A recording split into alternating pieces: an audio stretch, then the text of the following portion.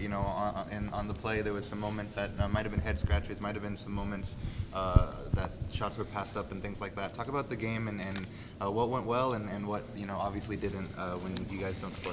Well, the worst case scenario is giving up a goal 3 minutes in, so then you're chasing the game. So at that point, you have the other team that we knew that were going to sit back. They sat back even more. We had possession of the ball. We were able to move the ball around, and I thought we had very good possession all the way up to 3/4 of the field. On the final fourth or the final third, we wouldn't make the final pass. We couldn't find the last guy. The pass wasn't as clean, and so it was difficult to convert. Even saying so, that there were still some really good looks that we had, but. We weren't able to put them on target, including the PK. So if we're not putting shots on target, we're not going to give ourselves a good chance to score.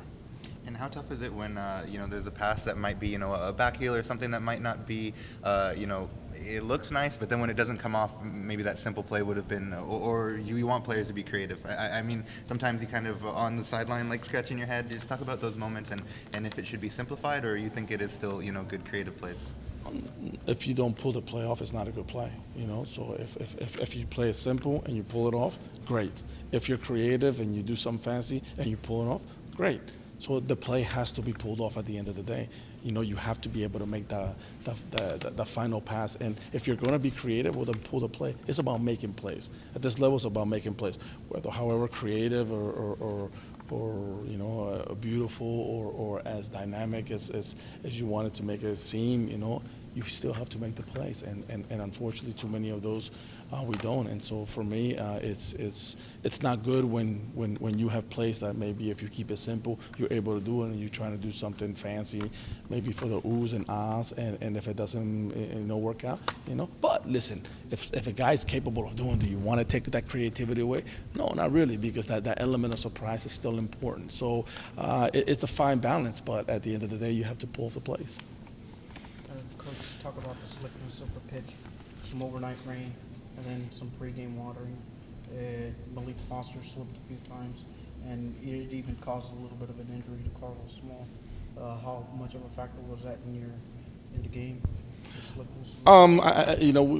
Both guys have different types of shoes, and so when you slip a couple of times, it's time to put on the right type of shoes. So we provide that for them, and if they don't do it,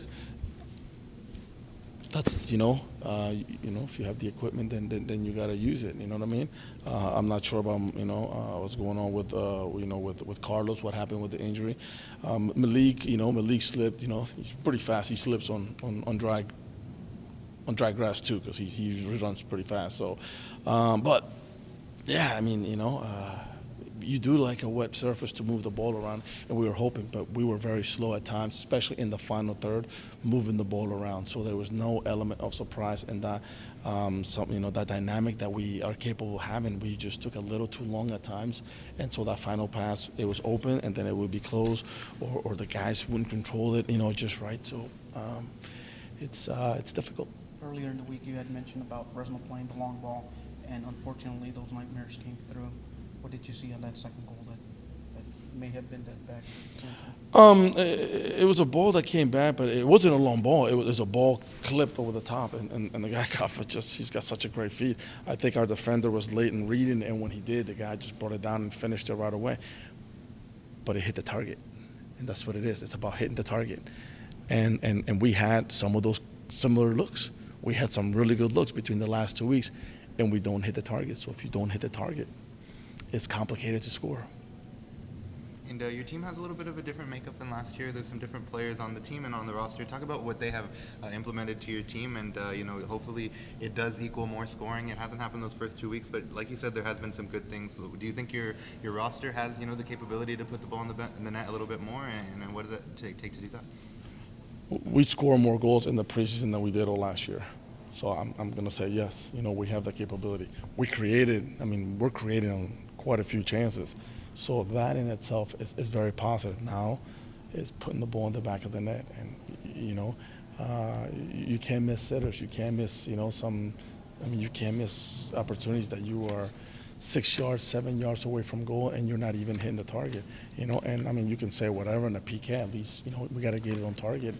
Nobody wants to miss, guys. Nobody wants to fail. Nobody wants to not hit the target.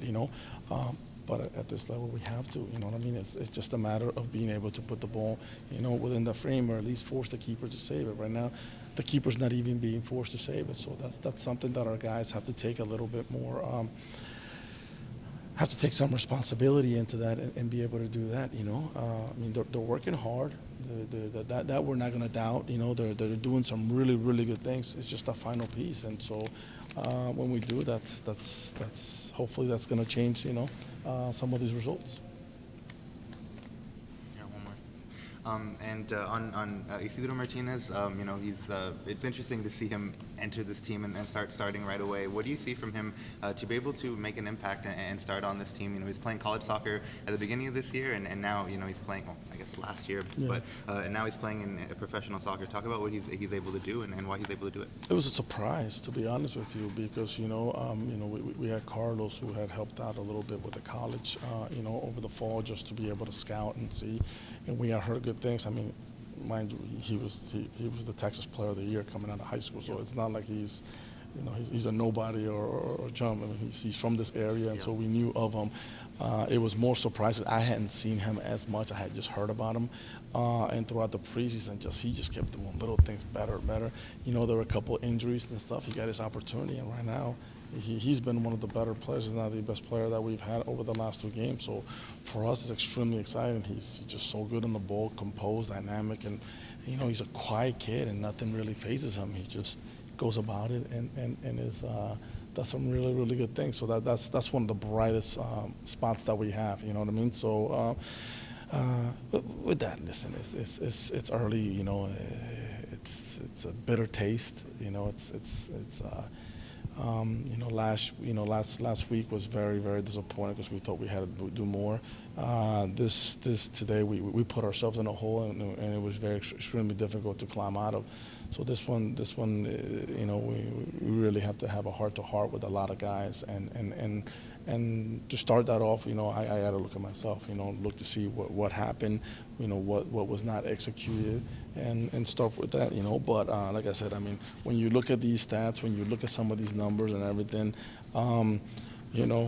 we were tying some games, and the numbers were not even close to what this looked like. We weren't even close to scoring. So at least now, I think we're in a better starting point to at least be able to win games. So right now, it's game 2. Yeah. We're not gonna freaking start hitting the panic button just yet. You know what I mean? And we're not gonna get all upset at these guys. They're gonna be. I mean, they're feeling bad on their own, so I'm not going to go in and start smashing them. It's a good group, guys. It's a really, really good group, and we're going to be fine. Thank you. All right. Anything else?